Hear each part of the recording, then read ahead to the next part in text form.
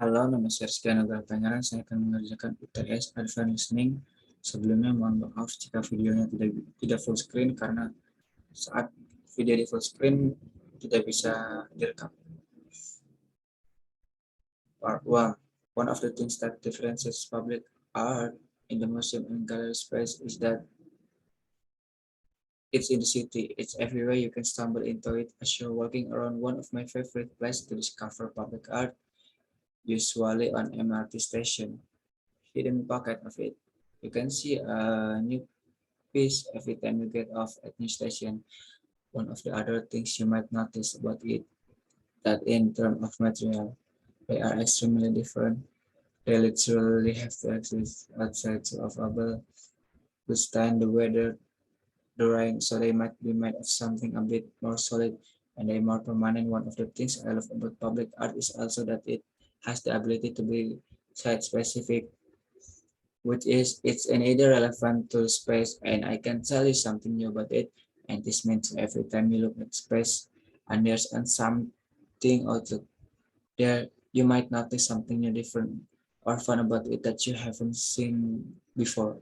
Honestly, as long as you're walking in the city center or the heritage sites like Kampong, Klam, Little India, Chinatown, look around you. You'll find a sculpture or mural or painting just something that's an inside public and an outlook. This is Fernando Botero is but it's literally a giant bird and it's right here and on the edge of Singapore River. It's very interesting quote because people react to it in quite different ways. Some people just go up and comment on its size, its volume, its way. Yeah, so it's incredibly heavy, looking quite majestic because it's bigger than all of us. But it also kind of makes you wonder why is there blood at the edge of the river apart.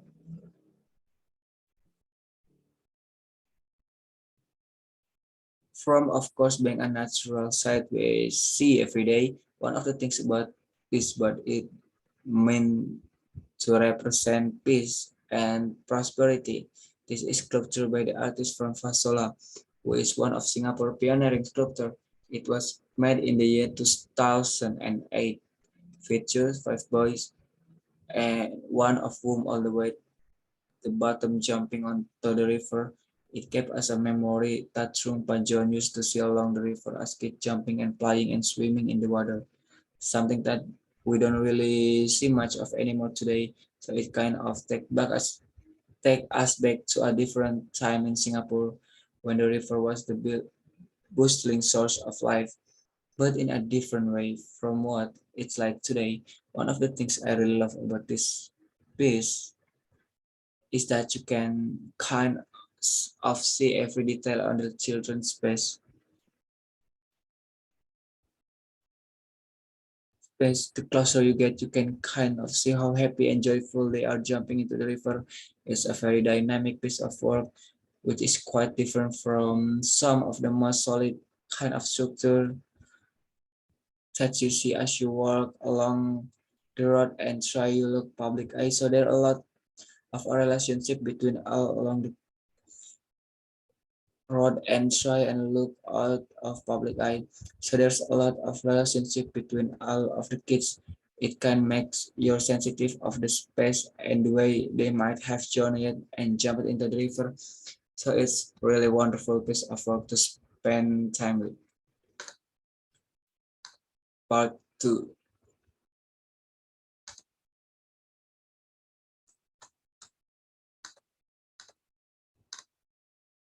There will be times where every opportunity is a door waiting to be opened right. So you have to recognize opportunity. First of all, everything is not the right opportunity. You have to recognize the potential of an opportunity.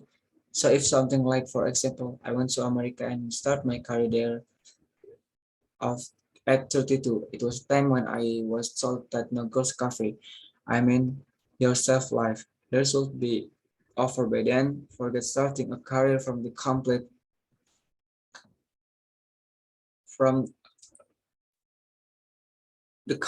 beginning. When I joined film at 19, I was told that, you know, just do just do everything quickly because shows like Joe Camel Day usually is just about it 10, 12 years if you're lucky. And so I did like 5 film ago and I was like doing everything that I could, slowly realizing that, I defined my dime and I just who I want to be. So recognizing that was very important, that I don't want to do 5 films a year. I will do quality film. I recognize that and I started doing when we did fashion, when we did Ezra was when I did. But for you, it's just film that pushed me my own fellows as an actor. So I didn't let what an audience wanted to see or what the industry need me to do define the choice that I mean. It's just what made me grow as an artist and using midlife you'll ever change those choice just using you think you can reinvent yourself. Is that something all the time? Yeah. Reinvented has reinvented is longevity. Yeah. If you cannot evolve, then you're going to be stuck in a tracheotomy. Adjustments I mean by that is an interesting one because if you're building long activity, you need to reinvent yourself. You're honest, complete, and you're having to constantly check. So do I know enough? There's no time in your life where you know everything. No one can know everything, not even you. After all, you have achievement. Nobody. So you have to always be a student of life. Life. Hey, I'm at this new place. Skill set that I can learn what is like working. For example, this is my first and the film that I've seen or produced. I've learned so much from Said Andronico, who have done about 6 films with because I think they are best in the business. And the reason I called them up and I said I want to do this was because I want to learn. I've been in the business now. Next year's gonna be 20 years for me, but that doesn't mean that I'm not willing to learn. I understand then that there is a certain one that I know what. There's a lot more than that I done. So I feel like that kind of evolution is really important when I decide to go into business and take. I don't know anything about it. So I learned from a lot from my venture capitalist manager. So I learned from my list. I understand what other words, what what happens when you want to, you know, raise a fund and how does it function. I still don't know enough about it, but asking the question is very important.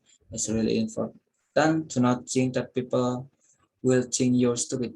Like a lot of people get afraid to ask questions because they're like, oh, look nuts. I heard that I know my job, but trust me, is it even people it's so even people who work for me like my team. Whenever I have new members, I always tell them instead of making people a mistake.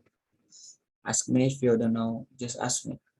It's much better to learn than to eventually end up making a mistake and then you look. Part 3.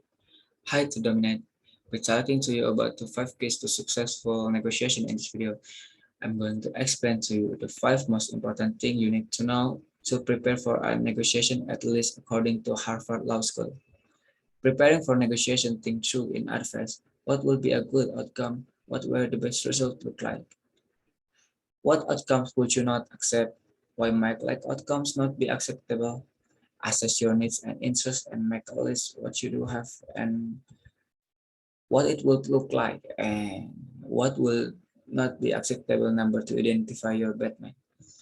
Batman stands for best alternative to a negotiated agreement.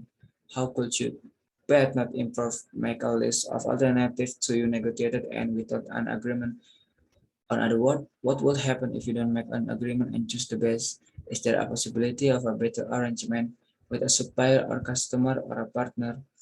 Are there any constraints that make you button a bit? Are there any terms that could bring to the table you could improve your betting on what and how? Number 3, you need to set a reservation price, walk away price. There are many variables that can determine your reservation price for the fourth item. You need to look at his authority, identify the level, That person with whom you're negotiating has a plan. Accordingly, and number five, very important, is to access the other side position and interest. What do you know about the other side? What are their objectivities? What are their needs? What are their problems also? What? Because psychographic. What's their reservation or they walkway price? What's their underlying interest? Investigate and examine these points carefully because they are crucial and critical for achieving a positive outcome. If you send us an email, we'll gladly send you a negotiation worksheet, which will help you track the outcomes of each step approach during your negotiation. I hope you enjoyed this video and check out for upcoming video about communication skills, sales, and negotiation strategies. Leave your comment in the box below. We'd love to hear from you. Don't forget to subscribe and again, thanks for watching. Have a fantastic day. That's it. Thank you.